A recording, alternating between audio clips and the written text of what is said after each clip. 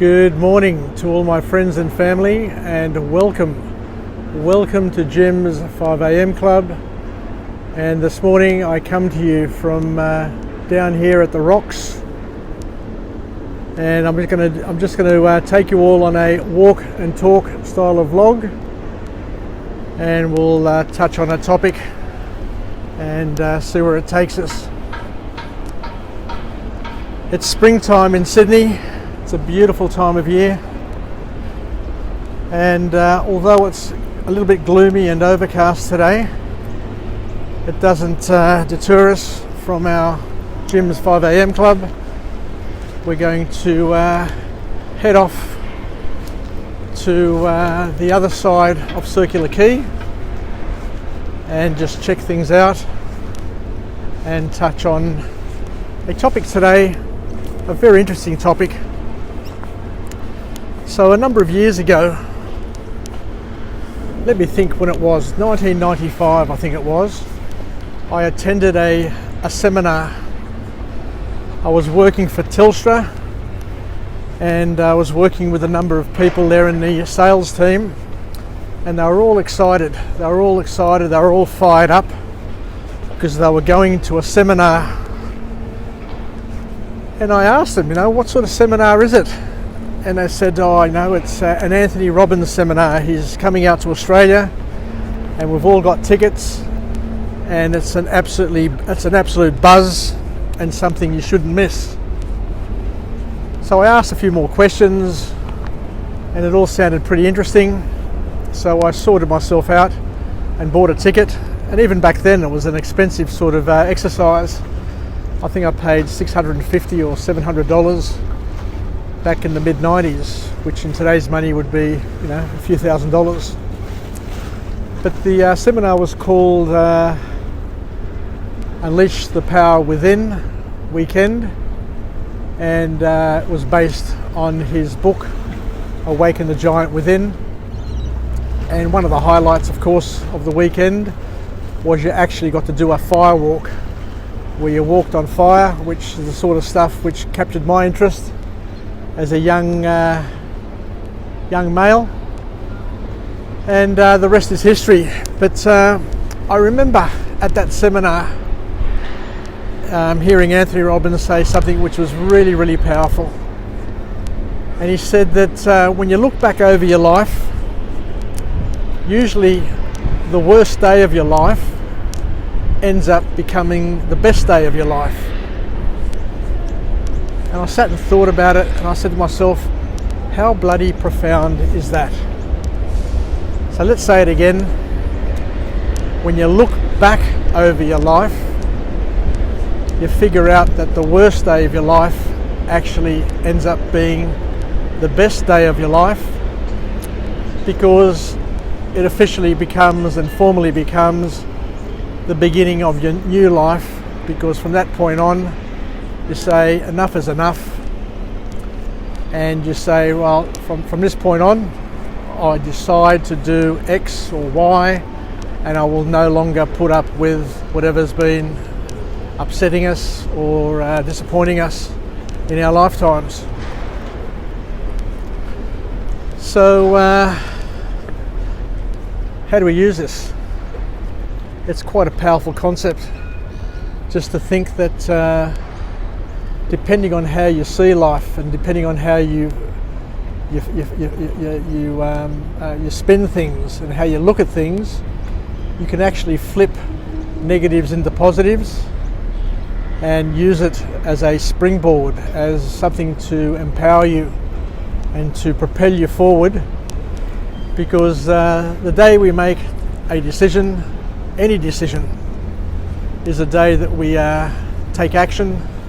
And as we covered the other day, the more massive the action, the more massive the outcomes, and potentially the more massive the rewards, but also the more massive the penalties can be, depending on what sort of action you take and how you manage things.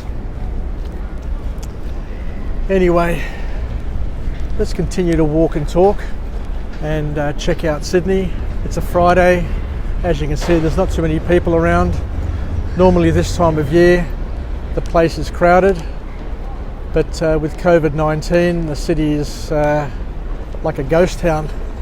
I feel for all the people who've got businesses in town, because it's going to be tough for them, but we'll get through this. But let's go back on our topic there. And as Anthony Robbins said, that the key is to make decisions, to decide. And he also mentioned that the word decision actually means to cut away from something you've done in the past and to look to a new future. So for young people, how do we use this? We keep on harking on this, that we basically need to get fed up with how things are. One of the worst traps to fall into is the trap of not caring or not giving a rat's ass, for example, about a situation that you're in, and you just keep on putting up with it, hoping that it's going to get better, hoping that it's going to improve, and hoping that your life is going to change. But the reality is unless you make a massive change, unless you decide here and now to action that change, your life isn't going to change all that much, and you're going to continue along that merry path of disappointment, of pain, of suffering. And I think Anthony Robbins said the definition of insanity is to continue doing the same thing and to expect different results, which I absolutely cracked up laughing when I heard that, because it's just so true. You know, you can't go through life hoping that things get better. Even by praying, you still need to take action, because as we've learnt time and time again, God helps those who help themselves. So the key message from that Anthony Robbins seminar that I went to back in '95 was that we need to take bold action. We need to decide and act, and do it immediately, with passion, with confidence, and most importantly, it needs to be bold. You can't be timid.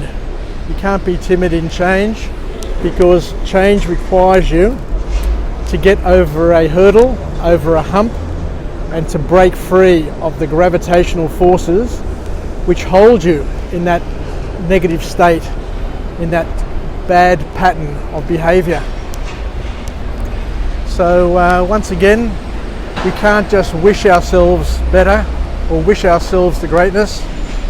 We've got to get out there, we've got to get on our horse, we're going to grab the sword, and we're going to sever the knots, sever the ties with whatever it is that is holding us back and weighing us down. Anyway, I think that's the gist of it. So how do young people use this? You need to be basically assessing your life and reassessing your life on a regular basis. Don't just drift, because by drifting you'll think that things are changing, but in actual fact they're staying the same. You're just imagining from time to time that things may be getting better. But 5 years, 10 years, 20 years from now, you'll be in the same position. You'll have the same complaints. You'll be just as disappointed as what you've always been, and you'll be looking back and saying, why didn't I do what I needed to do back when I could do it, when I had the support structure around me, when I had my youth, when I had energy, and when I had the confidence and capability of making that giant leap of faith. So thank you very much once again for joining me on Jim's 5am Club. Let's finish off with a positive affirmation. I'm alive, I am well, and I feel absolutely great. To my friends and family, stay connected, stay relevant, And most importantly, let's take that advice that we need to get to the lowest point in our life in order to bounce back hard. So, don't be fearful of tough times. Use it as a springboard. Use it as a stepping stone. Use it as an action point to say, from now on, I will never ever put up with A, B and C. From now on, I'm decided this is the life that I'm going to live, and this is how I'm going to live it. And basically just do it. Turn your back on your old you. Turn your back on your disempowered, your weak, your doormat style of you, and welcome with both arms the new, empowered, strong you, and basically go out there and make the most of your life, make the most of the opportunities, make the most of your network and of the connections you have, and basically live the life that you want to live, with God's help, of course, and to get to the end of your life and to say, well, I did it. I did it my way, and I've enjoyed the journey, remembering that the journey is more important than the destination. So once again, as Anthony Robbins says, decide and act. And when you look back over your life, you'll be thankful to see that the lowest point or the worst day of your life ends up becoming your best day. Take care to everybody, and wishing you well. And we'll chat again on Jim's 5am Club, signing off from a gloomy but a beautiful Friday here in Sydney. Yasas, ciao, and bye for now.